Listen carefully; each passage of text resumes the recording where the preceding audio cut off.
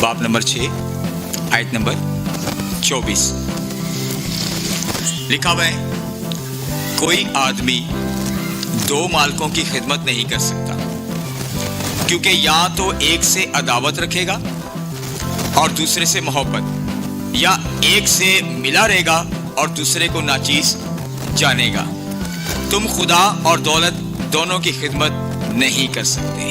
पाक कलाम के पढ़े सुने जाने पर खुदा की खास बरकत हो। आज का कलाम बहुत खास है, जिस तरह हर रोज खास है, आज के लिए भी बहुत जरूरी है। आज का मज़मून है खुदा और इमलाक। खुदा और इमलाक। यहाँ बाइबल मुकद्दस में दो मालिकों की बात हो रही है, एक खुदा और दूसरा इमलाक। यीशु ने कहा कोई आदमी दो मालिकों की खिदमत नहीं कर सकता। यहां भी यीशु मसीह इंसान में छुपी हुई उस बात को सामने ला रहे हैं जिसे रियाकारी कहते हैं। इसका ताल्लुक गुजरे हुए दिनों में जो हमने कलाम में से सीखा पिछली बात से है। दो मालिकों की खिदमत करना यानी दुरुस्त आंख के मुनाफी है। दुरुस्त आंख के मुनाफी है, हमने आंख के ताल्लुक से सीखा, क्योंकि आंख तो अपने आका की तरफ लगी होती है, जिससे दिल को तसल्ली है, और वो आंख फैसला करने में रहनुमाई करती है, हाँ ये मेरा आका है जिससे मुझे तसल्ली है। तो फिर दूसरा कौन है जिसकी खिदमत हो रही है, जिसके बारे में यीशु में बताना चाह रहे। ज़बूर 123 आयत नंबर 1 से आयत नंबर 2 में भी इसी बात की तस्दीक की गई है। ज़बूर 123 आयत नंबर 1 से आयत नंबर 2 में मालिक के और आंख के ताल्लुक से लिखा हुआ है, तू जो आसमान पर तख्त नशीन है, मैं अपनी आंखें तेरी तरफ उठाता हूं। देख जिस तरह गुलामों की आंखें अपने आका के हाथ की तरफ और लौंडी की आंखें अपनी बीबी के हाथ की तरफ लगी रहती हैं, उसी तरह हमारी आंखें खुदावंद अपने खुदा की तरफ लगी हैं, जब तक वो हम पर रहम ना करे। वाज़ेह बात, किस बात की? सच्चाई की। यहां इस बात में सच्चाई है कि खिदमत गुजार उसी से ही डरेगा जिसका असल में वो खिदमत गुजार होगा। असल में उसी से वो डरेगा, उसकी आंखें उसी की तरफ लगी रहेंगी और उसी वक्त तक लगी रहेंगी जब तक उसका असल मालिक उसकी जिंदगी में रहम ना करे। वो रहम का तलबगार उसी के पास होगा जिसके लिए उसके दिल में इज्जत होगी, एहतराम होगा। अगर इस खिदमत गुजार का कोई दूसरा मालिक होगा तो बाइबल सिखाती है लाजमी है कि दूसरे मालिक के लिए उसके दिल में कोई इज्जत नहीं होगी। लिखा हुआ है वो दूसरे को नाचीज जानेगा, इज्जत नहीं करेगा, लेकिन मुंह पर आकर मस्के मारेगा कि मैं बड़ी तेरी इज्जत करता हूं, मैं बड़ा तेरा एहतराम करता हूं। ये होठों की मुशक्कत है, रियाकारी है। इसका दिल उसके साथ नहीं जुड़ रहा, दूसरे मालिक के साथ। इसे रियाकारी कहते हैं। यीशु सिखा रहे हैं कि अब चुनाव उसके पास है कि उसका मालिक जिससे वो डरता है, जिसका वो खौफ रखता है, खुदा है या मलाक है। दो मालिक हैं, अब चॉइस उसकी है। तो यहां यह बात भी वाज़ेह हो रही है कि यीशु मसीह उस धोखेबाज को, आप सुन रहे, उस धोखेबाज को बेनकाब कर रहा है जो अपनी रूह अपनी जान से धोखा कर रहा है। उसने दो मालिकों के बारे में बात करी, उस धोखेबाज को बेनकाब कर रहे हैं और वो सोचता है कि मैं खुदा और दुनिया दोनों के दरमियान बट सकता हूं। میں دونوں کو خوش رکھ سکتا ہوں, مجھے دونوں کا اطمینان مل جائے گا. اس کی سوچ یہ ہے, وہ سوچتا ہے کہ میں دونوں میں یعنی زمین پر بھی اور آسمان پر بھی مال جمع کر سکتا ہوں. ایک مقولہ ہے جو بائبل ہمیں سکھاتی بھی ہے اور عام لوگ بھی بولتے ہیں کہ کوئی آدمی دو مالکوں کی خدمت نہیں کر سکتا. یہ مقولہ ہے. تو جو آدمی دو مالکوں کی خدمت نہیں کر سکتا, میں انسانوں کے تعلق سے بات کر رہا ہوں, جو آدمی دو مالکوں کی خدمت نہیں کر سکتا, دو انسانوں کی خدمت نہیں کر سکتا, تو بائبل پوچھتی وہ دو خداؤں کی کیسے خدمت کر لے گا؟ کیسے دو خداؤں کے ساتھ وفادار ہو جائے گا؟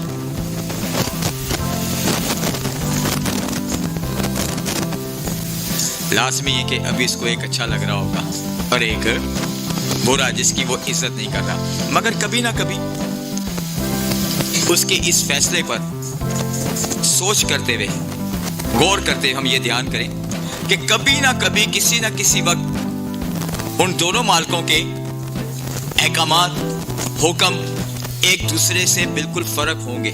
کبھی نہ کبھی کسی نہ کسی موڑ پر دونوں کی سوچیں الگ الگ ہو جائیں.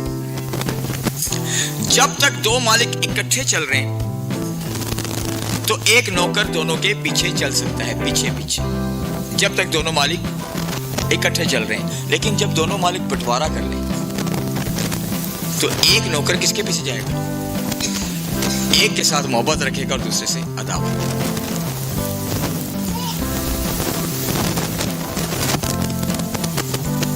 تو جب بٹوارا ہوگا نا, جب مالک جدا جدا ہوں گے, ان کی سوچیں الگ الگ ہوگی, تو اس وقت اس خدمت گزار نوکر کو اصل بات کا پتہ چلے گا, اس کی اصل حالت کیا ہے.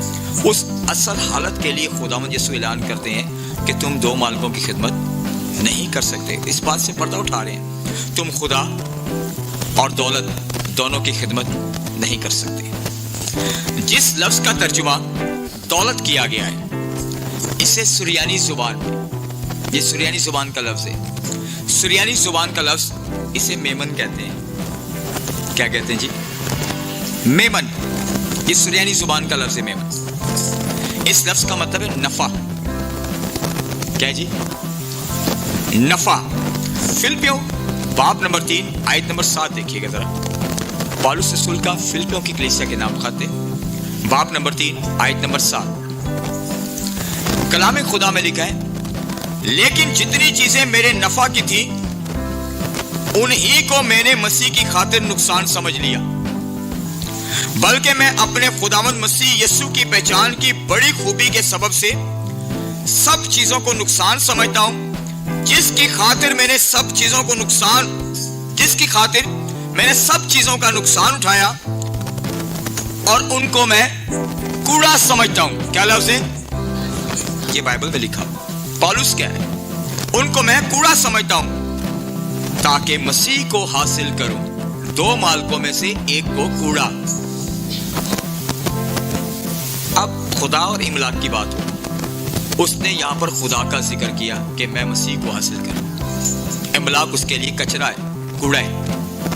ٹھیک ہے, تو پالوس رسول یہاں فرماتے ہیں جو کچھ دنیا میں ہے یعنی املاک ہے, جسے ہم نفع میں شمار کرتے ہیں, یعنی دنیا کے مال کو, املاک کو ہم فائدہ میں شمار کرتے ہیں. پالوس کہتا ہے میرے نزدیک وہ نقصان ہے, وہ نقصان کی بات ہے. میرے نزدیک وہ نقصان کی بات ہے, وہ میمن. اس کو اور آسان میں ہم یوں سیکھیں گے, مایا دیوی. کون سی جی؟ مایا دیوی. یعنی جو کچھ دنیا میں جسم کی خواہش اور آنکھوں کی خواہش اور زندگی کی شیخی, یہ سب مایا دیوی کے دائرے میں. شہوانی اور جسمانی خودی مایا دیوی. خدا کے ساتھ اس دیوی کی ہم خدمت نہیں کر سکتے.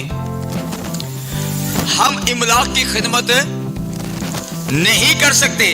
اور یاد رہے کہ یسوع مسیح نہیں چاہتا, اور نہ وہ یہ کہتا ہے کہ ہمیں خدا اور دولت مایا دیوی کی ایک ساتھ خدمت کرنی چاہیے. یسوع نہیں چاہتا, بلکہ کہا ہے تم ایسا کر ہی نہیں سکتے. تم ایک خدا کے ماننے والے ہو اور اسی کو سجدہ اور اسی کی بندگی کرنے والے بنو، اسی کی خدمت کرنا۔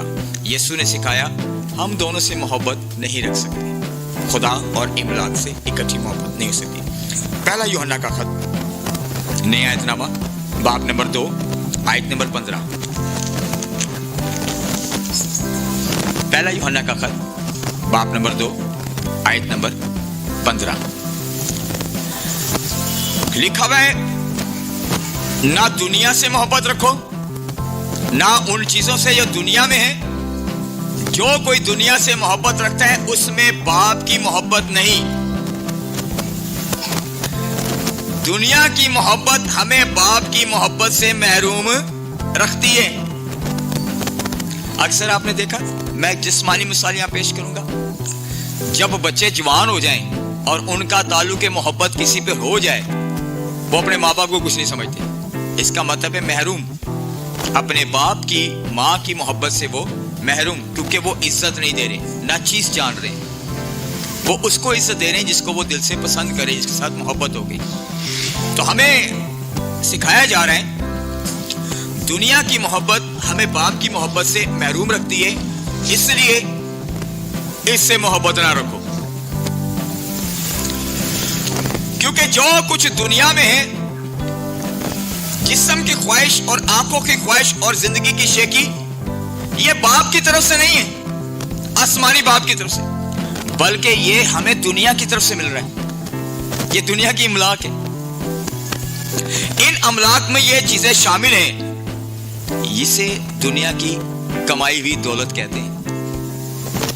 یہ دنیا کی بڑی خاص دولت کا اثر ہے، بڑی خاص دولت کا اثر ہے۔ اس میں جسم کی خواہش کا اثر ہے، اس میں آنکھوں کی خواہش کا اثر ہے، اس میں زندگی کی شیخی کا اثر ہے، اس میں گمنڈ اور غرور کی روح کا اثر ہے، اسپرٹ کا اثر ہے۔ بائبل کہتی ہے ان میں سے کوئی بھی چیز آسمانی باپ کی طرف سے نہیں ہے، کوئی بھی چیز آسمانی باپ کی طرف سے نہیں ہے۔ آپ نے دیکھا ہوگا جو محبت آسمانی باپ کی طرف سے ملتی ہے اس میں تسلی ہوتی ہے، جو دنیا سے ملتی ہے اس کے اندر افراتفری ہے، چوری ہے، غداری ہے، بے وفائی ہے، دھوکہ بازی ہے، جو دنیا سے مل رہی ہے۔ تو پھر ہم اس کی خدمت کیوں کریں جس میں اتنے اچھے اچھے پھل ہیں؟ دھوکہ دہی، دغا بازی، فریب، جھوٹ، کیوں اس کی خدمت کریں؟ چوائس اپنی ہے۔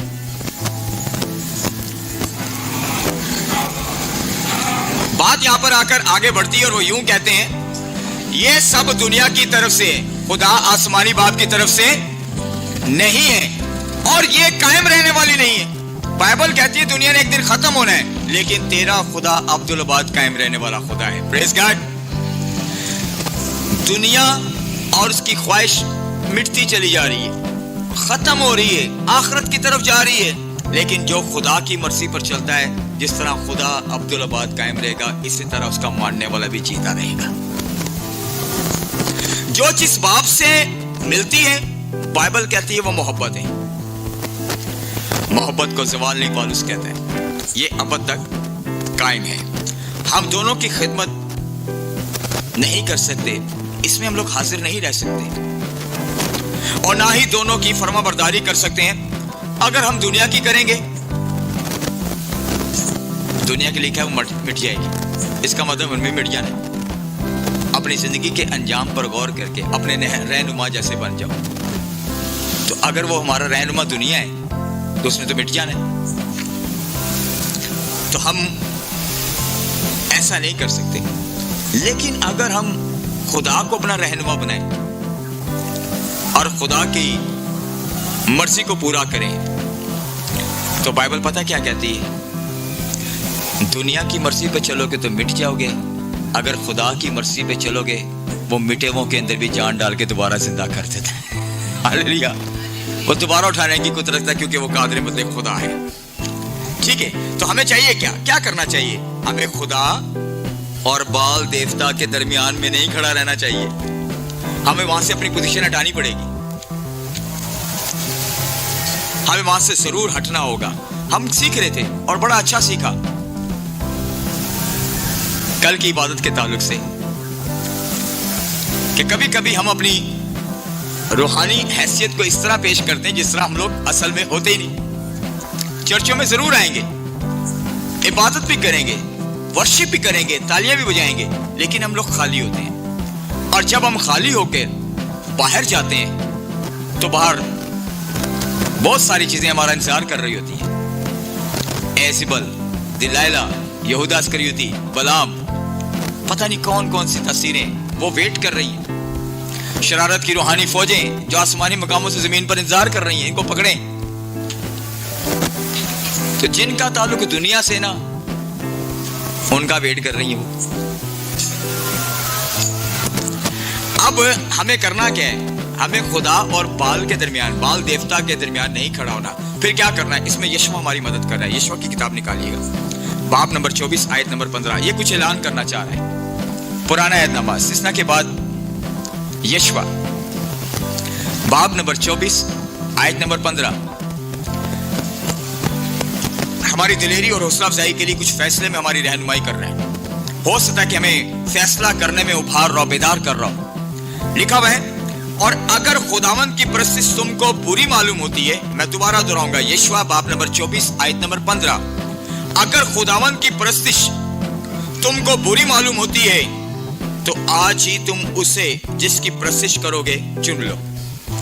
مجھے کچھ لگ رہا تھا کڑوا خادم ہے, کوئی آندہ دے آئے, نہیں آندہ نہ آئے. سنیے, اگر خداوند کی پرستش تم کو بری معلوم ہوتی ہے تو آج ہی تم اس جس کی پرستش کرو گے چن لو, خواہ وہی دیوتا ہوں جن کی پرستش تمہارے باپ دادا بڑے دریا کے اس پار کرتے تھے, دریائے کلزم کے پار فرعون کی غلامی میں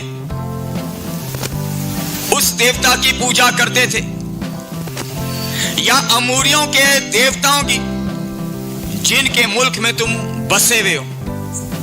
چوائس کرو, چن لو. اب رہی میری اور میرے گھرانے کی بات, سو ہم خداوند کی پرستش کریں گے. پریز گاڈ. فیصلہ کر لو, خدا کی یا املاک کی, خدا کی یا جھوٹے معبودوں کی, خدا کی یا دنیا کی چیزوں کی. کس کی پوجا, کس کی پرستش کرنا چاہتے ہو؟ یسوع نے آسان کر دیا. لکھا ہے تو خداوند اپنے خدا کی عبادت کر. ابلیس کہتا ہے تو مجھے سجدہ کر. یسوع نے کہا نہیں, لکھا ہے تو خداوند اپنے خدا کی عبادت کر اور اسی کو سجدہ کر. اب فیصلہ اس پر ہے جس نے کلام سنا. کلام ہر کوئی سنتا ہے, مضبوط ہونے سے ڈرتا ہے. میں چھوٹی سی رائے دوں گا, ہمت کر کے دیکھو اور دعا کرنا کہ پاک رو میری مدد کر.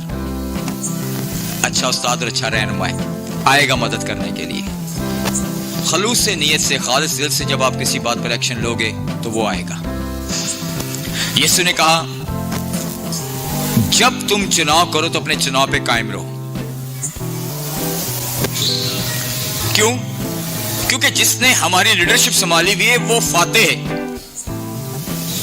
اور وہ جانتا ہے کہ اس نے ابلیس کا حال کیا کیا, اور ابلیس بھی جانتا ہے کہ میں ہار چکا ہوں. تو جو فاتح ہے وہ تو بولے گا کہ اپنا فیصلہ جو کر رہے ہو اس میں قائم رہو. بچانے والا خدا جو بول رہے ہیں وہ ساتھ ہے. یشوع کہتا ہے آج تمہیں فیصلہ کرنا ہوگا. اب آپ بھی کہیں گے فیصلہ کیتا تھے ایسی بات سے بیٹھے ہیں. عبادت میں تو بھائی ہر کوئی بیٹھتا ہے, چینل پہ کلام بھی ہر کوئی سن رہا ہے, کوئی بیڈ پہ لیٹ کر, کوئی صوفے پہ بیٹھ کر, کوئی کھڑے کھڑے کام کرتے ہوئے, ہر کوئی سن رہا ہے. فیصلہ کرنا ضروری ہے. پاک روح کہتا ہے خدا پاک ہے, اس میں ریاکاری کا عنصر نہیں, کیونکہ پاکیزہ روح ہے, خدا کا روح. اس میں دنیا جیسی ملاوٹ بھی نہیں, ریاکاری نہیں. تو پھر تیرا اصل مالک کون ہونا چاہیے؟ وہ جو سچا ہے, وہ جھوٹا. ہر انسان اپنے آپ کو سچا کرنے کے لیے بہت سی گواہیاں دیتا ہے کہ میں جو بول رہا ہوں میں ٹھیک بول رہا ہوں, اور کئی بار بہت ساری باتوں کی قسم اٹھاتا ہے اپنے سے اچھی بات کی کہ بھائی یہ میرے گواہ ہیں کیونکہ یہ سچے ہیں اور ہم اس کی گواہی دے رہے ہیں. یہ میری گواہی دے رہی ہے یا میرا گواہ یہی ہے. जो मुझसे मोतबर और अच्छा है, इससे पूछ ले मैं ठीक बोल रहा हूं। बाइबल कहती है, यीशु ने कहा कि जब तुम मेरी गवाही देते हो, इससे ज्यादा मुझे उस वक्त इज्जत मिलती जब मेरा बाप मेरी गवाही देता है। और इससे बड़ी कौन सी बात है कि जब खुदा हमारी गवाही दे, ये मेरा प्यारा बेटा जिससे मैं खुश हूं। आज हमें एक कदम आगे बढ़ाने की जरूरत है, चाहे कोई छोटी बेटी है, बेटा है, या कोई बुजुर्ग है या बुजुर्ग है। बहुत दिन हो गए किसी अच्छी बात पे फैसला नहीं किया। एक फैसला जरूर करते हैं, कार जाकर लड़ना शुरू कर देने। ये फैसला ठीक नहीं है। करना क्या चाहिए फिर हमें? किसकी परस्तिश करनी है?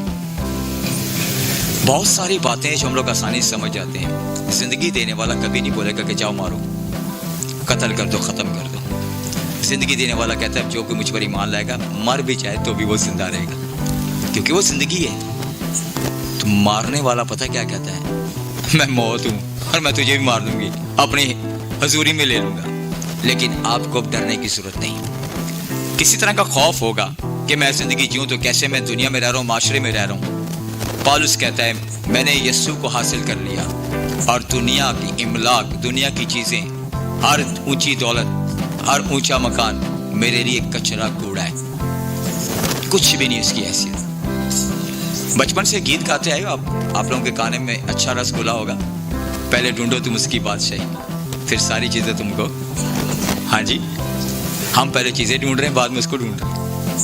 ये तो ये बात होगी कि अच्छी सी दुकान देखी, वहाँ पे अच्छी सी चीजें हैं, और जब हम लोग चीज लेने गए, चीजें देख कर चीज लेने गए, और कोई मालिक दुकानदार गया है, फिर जोर जोर खड़का रहे, अरे भाई साहब कोई है यहाँ पे, ये किसकी दुकान है?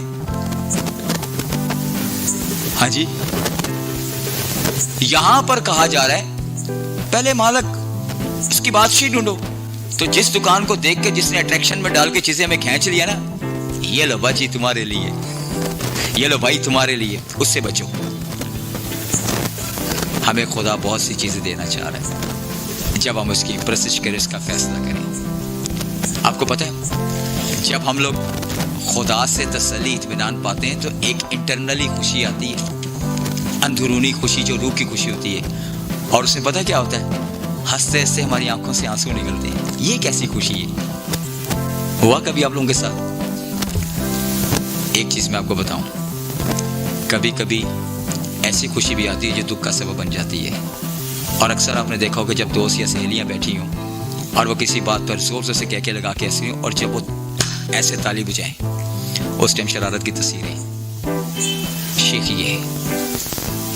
जो शादमानी वाली खुशी है, वो दूसरे की तरक्की चाहती है। लेकिन इसलिए सीखने की जरूरत है। यीशु ने कहा, कोई भी इंसान दो मालिकों की खिदमत नहीं कर सकता।